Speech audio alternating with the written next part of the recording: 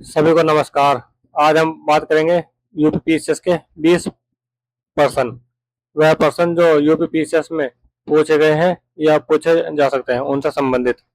तो सबसे पहले देखेंगे पहला क्वेश्चन, मूल संरचना सिद्धांत। जो संविधान की मूल संरचना का सिद्धांत है वह किस मामले में दिया गया था?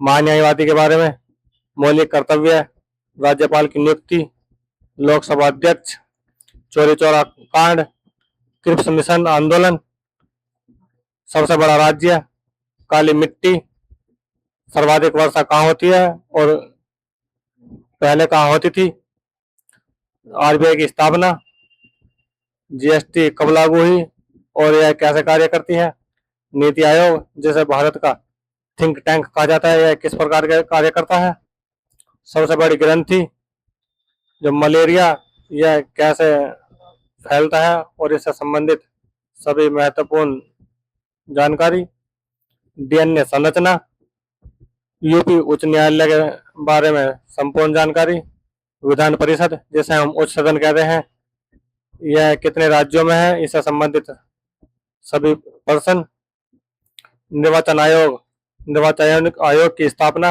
और इसके कार्य यानी कि इसकी संपूर्ण जानकारी, और 8वीं अनुसूची जो भारतीय संविधान की 8वीं अनुसूची है उसमें शामिल सभी भाषाएं और कौन कौन सी भाषाएं हैं। तो चलिए देखते हैं। सबसे पहले पहला क्वेश्चन है, संविधान की मूल संरचना सिद्धांत किस मामले में प्रतिपादित किया गया? तो उत्तर होगा केशवानंद भारती मामला 1973। यह मामला Keshavananda Bharati versus state of Kerala के बीच हुआ 1973 में। इसमें 13 न्यायाधीशों की पीठ का गठन किया गया। यह अब तक की सबसे बड़ी संवैधानिक पीठ है। इसका जो निर्णय था वो 7:6 के बहुमत से निर्णय लिया गया, यानी कि जो 7 सदस्य थे वह संविधान की मूल संरचना के सिद्धांत के पक्ष में थे और जो 6 थे वह उससे विपक्ष में थे। संसद संविधान, इसमें जो निर्णय आया, संसद संविधान संशोधन कर सकती है मूल संरचना में, लेकिन मूल संरचना नहीं बदल सकती। और संविधान की मूल संरचना है क्या?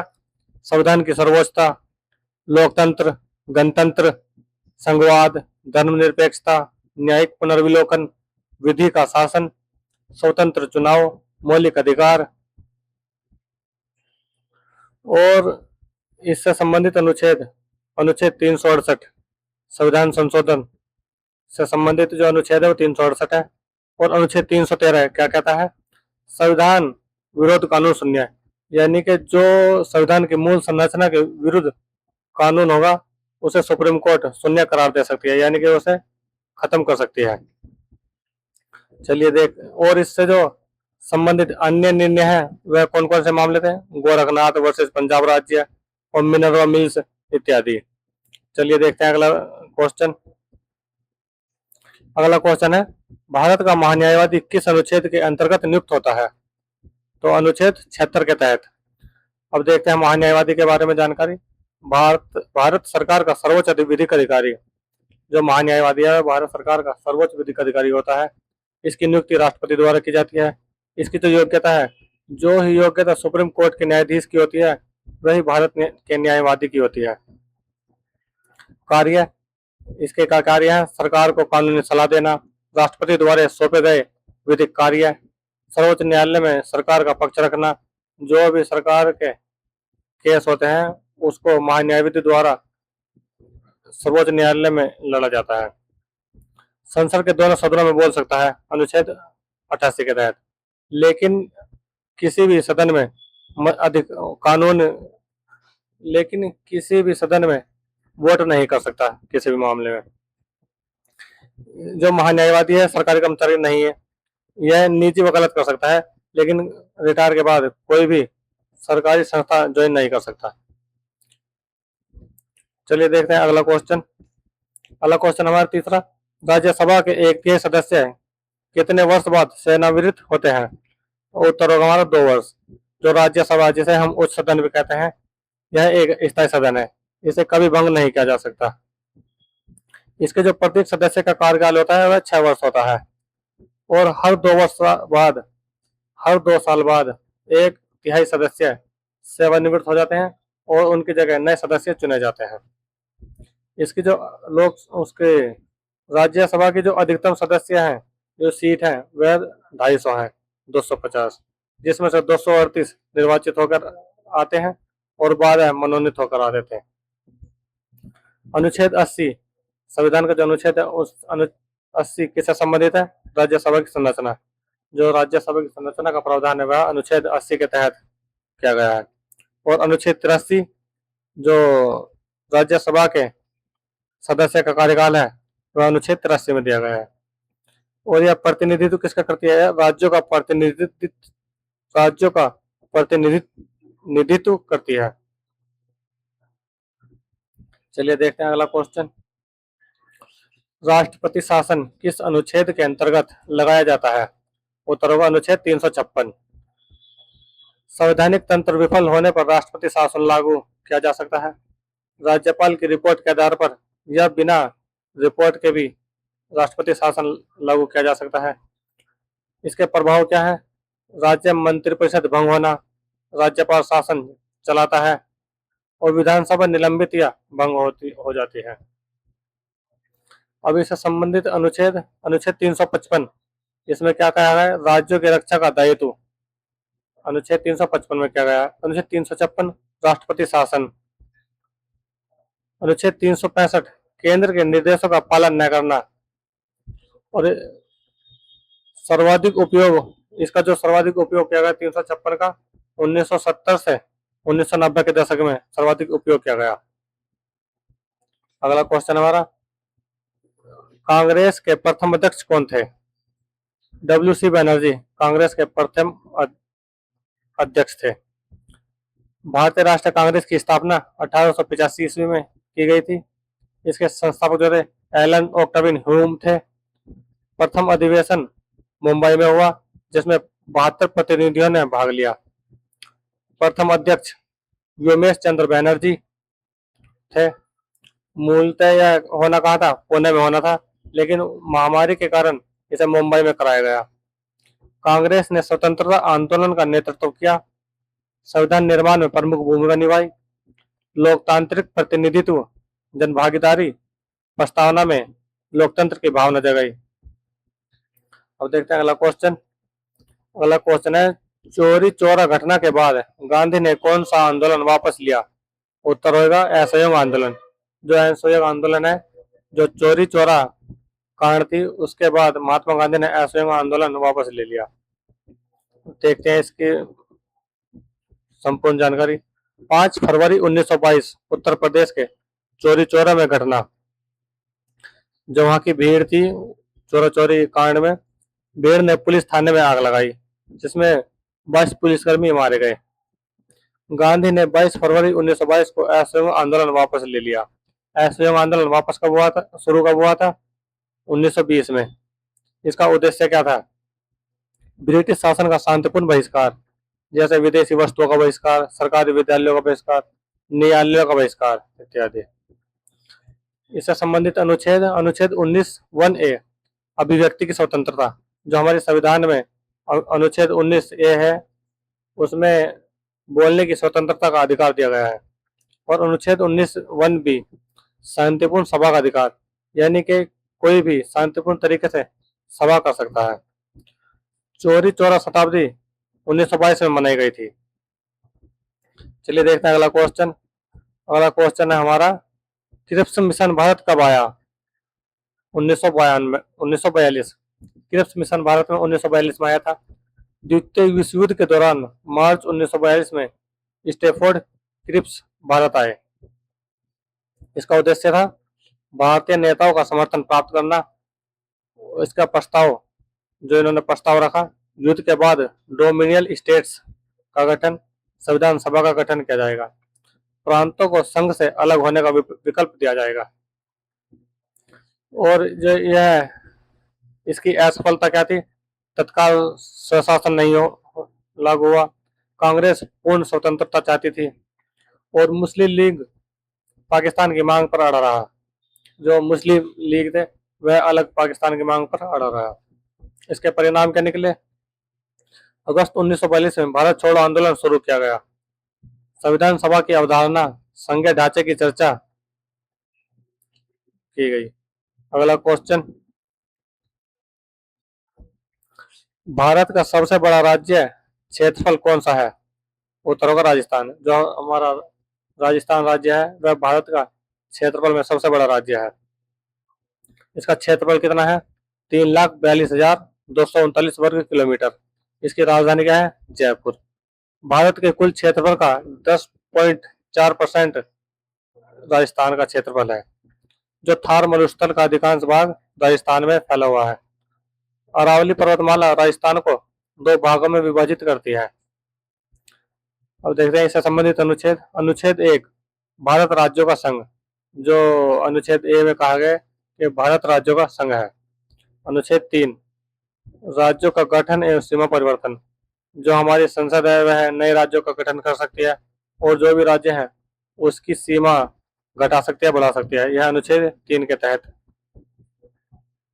जनसंख्या में सबसे बड़ा राज्य कौन सा है? उत्तर प्रदेश। देखते हैं अगला क्वेश्चन। अगला क्वेश्चन है हमारा, काली मिट्टी किस फसल के लिए सर्वाधिक उपयुक्त है? उत्तर हो गया कपास। जो काली मिट्टी है उसमें सबसे अधिक फसल कौन सी पैदा होती है? कपास। काली मिट्टी को ही रेगुलर मिट्टी कहा जाता है। इसका निर्माण कैसा होता है? ज्वालामुखी चट्टानों के अपक्षय से। इसकी विशेषता क्या होती है काली मिट्टी की? जल धारण क्षमता अधिक, चूना, लोहा, मैग्नीशियम प्रचुर मात्रा में पाया जाता है, नाइट्रोजन और फास्फोरस कम मात्रा में पाया जाता है। उसका जो क्षेत्र है, काली मिट्टी कौन किस किस राज्य में पाई जाती है? महाराष्ट्र में, मध्य प्रदेश में, गुजरात में, तेलंगाना में। और इसकी जो फसलें, जो प्रमुख फसलें हैं कौन कौन सी हो सकती है इसमें? जैसे कपास सबसे प्रमुख फसल है, फिर गन्ना, फिर सोयाबीन और तंबाकू। इसकी प्रमुख फसलें इसमें उगाई जा सकती है। जो कृषि है वह किस सूची का सब्जेक्ट विषय है? राज्य सूची का विषय है। जो संविधान की 7वीं अनुसूची में 3 सूचियां दी गई हैं, समवर्ती सूची, राज्य सूची और संघ सूची। उसमें कृषि किस विषय का, किस सूची का विषय है? तो राज्य सूची का विषय है।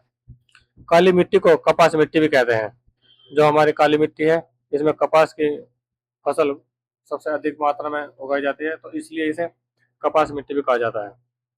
तो चलिए देखते हैं अगला क्वेश्चन। अगला क्वेश्चन है, भारत का सर्वाधिक वर्षा वाला क्षेत्र कौन सा है? तो उत्तर होगा मासिनराम।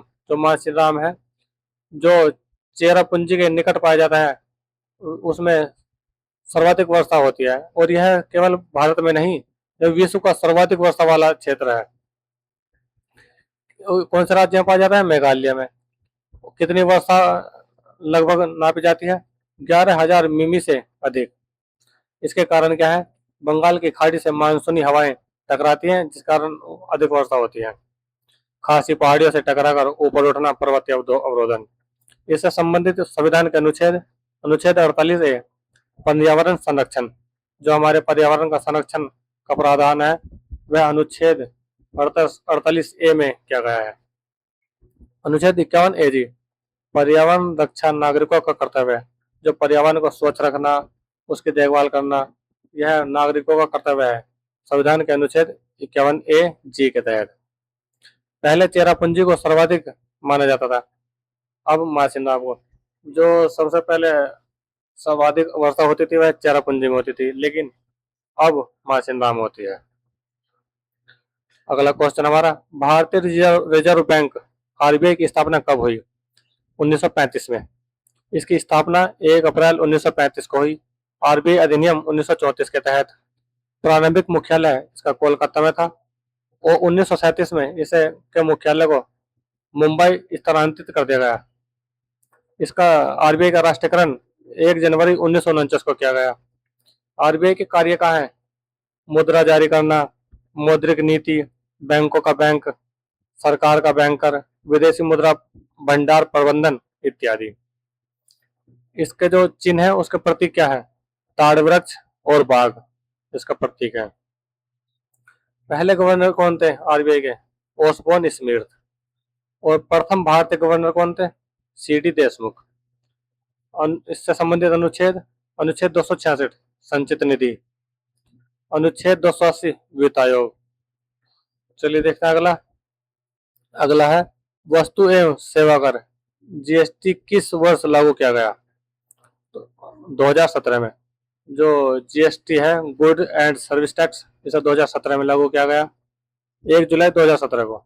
यह संविधान का 101वां संविधान संशोधन अधिनियम 2016 के तहत किया गया। पहले जो टैक्स होते थे, जैसे कि उत्पादन शुल्क, सेवा कर, वैट, प्रवेश कर, यह अलग अलग शुल्क टैक्स लगते थे। इन सबको मिलाकर जीएसटी को बनाया गया। अनुच्छेद 246 ए, जीएसटी लगने की शक्ति। अनुच्छेद 269 ए, अंतर्राज्य व्यापार। अनुच्छेद 279 ए, जीएसटी परिषद। जीएसटी परिषद के अध्यक्ष केंद्रीय वित्त मंत्री होते हैं। इसकी अवधारणा एक राष्ट्र एक कर एक बाजार। जो इसे लागू किया गया है, किस अवधारणा से लागू किया गया है कि हमारे जो एक देश है, एक ही टैक्स होना चाहिए और एक ही बाजार होना चाहिए। इस अवधारणा से जीएसटी को लागू किया गया। अगला क्वेश्चन, नीति आयोग का गठन कब हुआ? 1 जनवरी 2015 को नीति आयोग का गठन किया गया। नीति आयोग की फुल फॉर्म क्या होती है? National institution for transforming India. इसने स्थान किसके लिए था? योजना आयोग का। योजना आयोग को समाप्त कर नीति आयोग का गठन किया गया। इसका उद्देश्य क्या है? सहकारी संघवाद, राज्यों को नीति में भागीदार बनाना। और जो इसके अध्यक्ष होते हैं, वह जो भी वर्तमान में प्रधानमंत्री होते हैं, वह नीति आयोग के अध्यक्ष होते हैं और उपाध्यक्ष पीएम द्वारा नियुक्त किया जाता है। और जो परिषद है, परिषद सभी राज्यों के मुख्यमंत्री इसके परिषद के सदस्य होते हैं। योजना आयोग, जो योजना आयोग था, संसाधन आवंटन केंद्रीकृत, इसे 1950 में गठन किया गया था। और नीति आयोग, नीति सलाह, सहकारी संघवाद, इसको 2015 में लागू किया गया। इससे संबंधित अनुच्छेद 38, सामाजिक व्यवस्था बनाए रखना। अनुच्छेद 39, आर्थिक न्याय का दिलाना, इससे संबंधित अनुच्छेद है। अब देखते हैं अगला क्वेश्चन, मानव शरीर की सबसे बड़ी ग्रंथि कौन सी है? तो यकृत ग्रंथि हमारे शरीर की सबसे बड़ी ग्रंथि होती है। वह स्थित कहाँ होती है? जो उदर के दाहिनी भाग ऊपर और डायफ्राम के नीचे। इसका कार्य क्या है? जो पित्तरस का निर्माण करना, जो हमारे बॉडी में पित्तरस बनता है उसका निर्माण करना, विषैले पदार्थों का निष्कासन करना, शरीर से विषैले पदार्थ निकालना, ग्लूकोज संचय करना, प्रोटीन संश्लेषण करना और विटामिन को भंडारण करना, यानी कि भंडारण करके रखना विटामिन को। यह यकृत ग्रंथि के कार्य हैं। और जो इससे संबंधित कौन से रोग होते हैं? हेपेटाइटिस, सिरोसिस, फैटी लीवर इत्यादि। और सबसे बड़ा आंतरिक अंग कौन सा है? यकृत। यकृत को ही शरीर का सबसे बड़ा आंतरिक अंग कहा जाता है। सबसे बड़ा अंग कौन सा है? हमारे शरीर में सबसे बड़ा अंग जो है वह त्वचा है। इससे संबंधित अनुच्छेद 21, जीवन का अधिकार। अनुच्छेद 47, जन स्वास्थ्य में सुधार करना, यह इससे संबंधित अनुच्छेद। अगला क्वेश्चन देखते हैं, मलेरिया किस मच्छर द्वारा फैलता है? तो मैदा एनाफिलिस मच्छर के द्वारा मलेरिया फैलता है। मलेरिया जो है प्लाज्मोडियम परजीवी जनित रोग है। इसके जो यह किसके कारण होता है? संक्रमण मादा एनाफिलिस मच्छर के काटने से। इसके लक्षण क्या है? जैसे कि तेज बुखार आना, ठंड लगना, सिर दर्द होना, अत्यधिक पसीना आना, यह मलेरिया के लक्षण है। और जो परजीवी है वह कौन सा है? Plasmodium vivax, P falciparum. और जो डेंगू है, जिसे हम चिकनगुनिया कहते हैं, यह एंडीज मच्छर के काटने से होता है। फाइलेरिया क्यूलेक्स के से होता है। इससे संबंधित अनुच्छेद 21, स्वस्थ जीवन का अधिकार। अनुच्छेद 47, सार्वजनिक स्वास्थ्य का संवर्धन। राष्ट्रीय वेक्टर जनित रोग नियंत्रण कार्यक्रम, मलेरिया नियंत्रण के लिए कार्य करता है। अब देखते हैं अगला क्वेश्चन। अगला क्वेश्चन है, डीएनए की संरचना का प्रतिपादन किसने किया? तो वाटसन और ग्रिक ने 1953 में डीएनए की संरचना का प्रतिपादन किया था। डीएनए की फुल फॉर्म क्या है? डीऑक्सीराइबोस न्यूक्लिक अम्ल, जिसे 1953 में वाटसन और क्रिक ने डबल हेलिक्स संरचना प्रतिपादन की। रोसालिंड फ्रैंकलिन के एक्सरे विवर्तन चित्रों का योगदान रहा। दो पॉलीन्यूक्लियोटाइड श्रृंखलाएं डबल हेलिक्स प्रावधान। क्षारक युग्मन जो ATGC, यह इसके क्षारक युग्मन है, डबल हेलिक्स का प्रावधान या AT और GC। महत्वपूर्ण में इसके महत्व क्या है? अनुवांशिकी, जैव प्रौद्योगिकी, फोरेंसिक, इसके महत्व है। इससे संबंधित अनुच्छेद अनुच्छेद 51AH वैज्ञानिक दृष्टिकोण विकसित करना। और RNA सामान्यतः एकल श्रृंखला यानी कि सिंगल हेलिक्स है। RNA की फुल फॉर्म होती है राइबोज न्यूक्लिक अम्ल। देखते हैं अगला क्वेश्चन। अगला क्वेश्चन है उत्तर प्रदेश उच्च न्यायालय कहाँ स्थित है? तो प्रयागराज में। इलाहाबाद उच्च न्यायालय जो आज के टाइम में प्रयागराज है। स्थापना 1866 ईस्वी में। मूल नाम आगरा उच्च न्यायालय। जब इसका गठन किया गया था उत्तर प्रदेश उच्च न्यायालय का, उस टाइम आगरा उच्च न्यायालय नाम था। मुख्य जो पीठ है, जो मुख्य शाखा है, वह प्रयागराज में है और जो उसे की खंड पीठ है वह लखनऊ में है। इसके कार्य संविधान की रक्षा करना और रिट जारी करना। इससे संबंधित अनुच्छेद 214 प्रत्येक राज्य के लिए उच्च न्यायालय का प्रावधान। अनुच्छेद 216 रिट जारी करने की शक्ति सुप्रीम कोर्ट को 226 के तहत रिट जारी की जाती है। अनुच्छेद 227 अधीक्षण शक्ति। और जो रिट है वह कौन सी है? हैबिसिस कॉर्पस, मैंडामस, प्रोहिबिटिशन, क्यूटो वारंटो, सर्टेरियरी। यह 5 प्रकार की रिट अनुच्छेद 226 द्वारा उच्च न्यायालय के तहत जारी की जाती है। देखते हैं अगला क्वेश्चन। अगला क्वेश्चन है हमारा उत्तर प्रदेश में विधान परिषद किस प्रकार की संस्था है?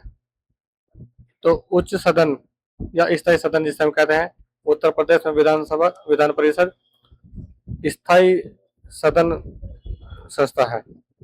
यूपी में द्विसदनीय विधानमंडल है।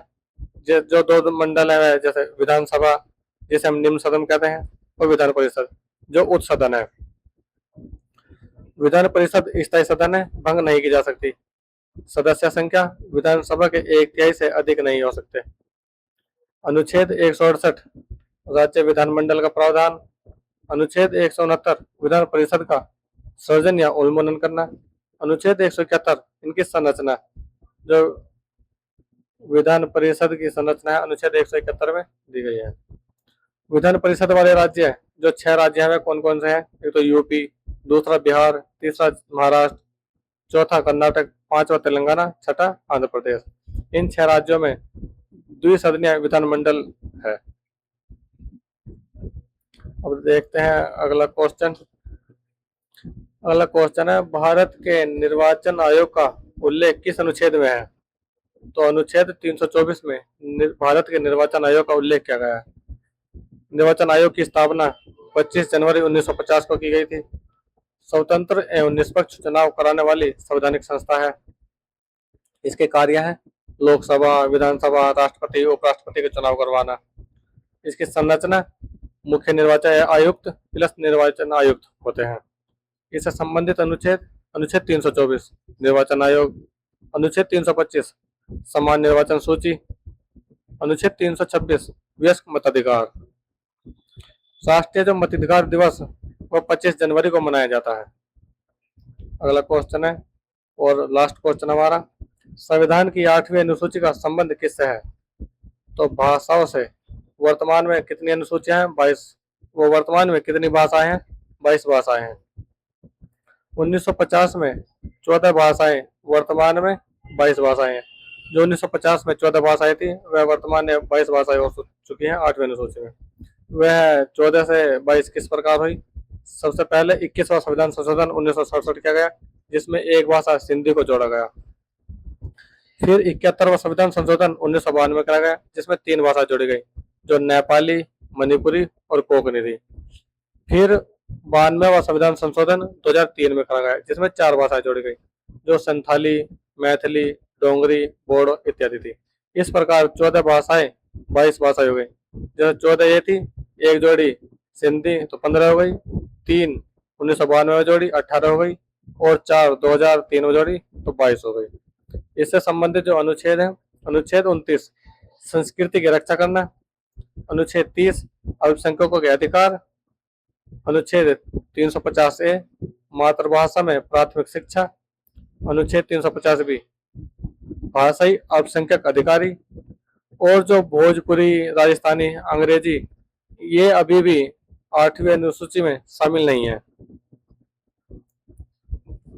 तो सभी लोग बताना कि कमेंट्स में क्लास कैसी लगी, और जो कुछ भी अगर बदलाव चाहते हैं तो हमें कमेंट्स में जरूर बताएं, और अगर जो वीडियो अच्छे लगे तो हमारे चैनल को सब्सक्राइब करें। धन्यवाद। जय हिंद, जय भारत, जय संविधान।